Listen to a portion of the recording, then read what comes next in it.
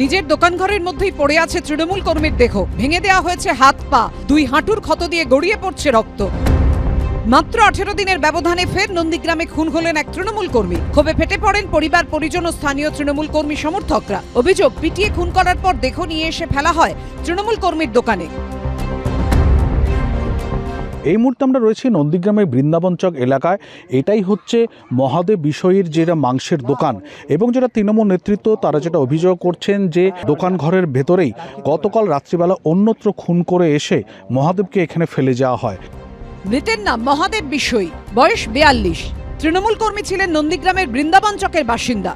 পরিবার সূত্রে খবর, বড়দিনে অনেক রাত পর্যন্ত দোকান খোলা ছিল। রাতে দোকানেই শুয়েছিলেন মহাদেব। স্থানীয়দের দাবি, বৃহস্পতিবার সকালে তারা দেখতে পান খোলা রয়েছে দোকানের টিনের দরজা, খালে পড়ে রয়েছে দোকানের সরঞ্জাম। দোকানের ভেতরে ছড়িয়ে ছিটিয়ে থাকা জিনিসপত্রের পাশেই পড়ে রয়েছে মহাদেবের দেহ। ঘটনা জানাজানি হতেই নিহত তৃণমূল কর্মীর দেহ আটকে রেখে অভিযুক্তদের গ্রেফতারির দাবিতে টায়ার জ্বালিয়ে শুরু হয় বিক্ষোভ। বিজেপি জবাব চাই, জবাব অবিলম্বে মহাদেব বিষয়ের খুনিকে অ্যারেস্ট করতে হবে। এলাকার পঞ্চায়েত সদস্যকে অ্যারেস্ট করতে হবে। এরা সরাসরি যুক্ত এই খুনে, এদেরকে অ্যারেস্ট করতে হবে। অবিলম্বে আসামি অ্যারেস্ট করা হয় না কেন? পুলিশ প্রশাসন জবাব চাই, জবাব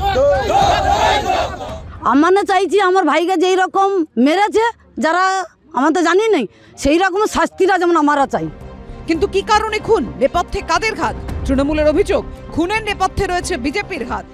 এই তো বিজেপি বহু জায়গায় খুন করছে আমাদের। ওরা আর কি দেখাতে চাই যে ওরা কত শক্তিশালী। আরে ভোটের রাজনীতিতে কত শক্তিশালী প্রমাণ কর না কেন, গুপ্ত খুন করে প্রমাণ করা যাবে তারা কত শক্তিশালী। রাজনৈতিক হিংসা থেকে এই খুনের ঘটনা বলে দাবি তৃণমূলের। গতকালকে এখানে সুশাসন দিবসের নাম করে শুভেন্দু অধিকারী কালকে একটা সভা করছিল নন্দীগ্রাম 2 নম্বর ব্লকের আসরতলাতে।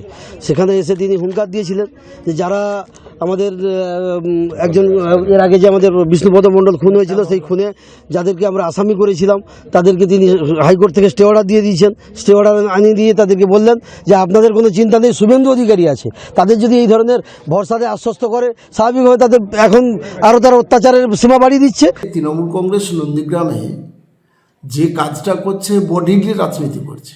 তদন্ত প্রক্রিয়াকে ঘুরপথে অভিমুখটাকে চেঞ্জ করার চেষ্টা করছে। আমি বলছি যাই হোক, যেই লোকটি মারা যায় তাকে রাজনৈতিক প্রেক্ষাপটের ভিত্তি করে চিন্তাটা কেন হচ্ছে জায়গাটাতে। প্রকৃত দোষীকে এখানে চিহ্নিত করা হোক, তার বিরুদ্ধে পদক্ষেপ নেওয়া হোক। গত 8ই ডিসেম্বর নন্দীগ্রাম 1 নম্বর পঞ্চায়েত সমিতির 7 নম্বর জালপাই গ্রামে তৃণমূল কর্মীকে কুপিয়ে খুনের অভিযোগ ওঠে। গ্রেফতার হয় 3 বিজেপি কর্মী। সেই ঘটনার রেশ কাটতে না কাটতেই সেই পঞ্চায়েত সমিতিরই বৃন্দাবন চকে খুন হলেন আরেক তৃণমূল কর্মী। নন্দীগ্রাম থানায় দ্বারস্থ হয়েছে নিহতের পরিবার। বিটন চক্রবর্তী ও অর্ণব মুখোপাধ্যায়ের রিপোর্ট, এবিপি আনন্দ, পূর্ব মেদিনীপুর।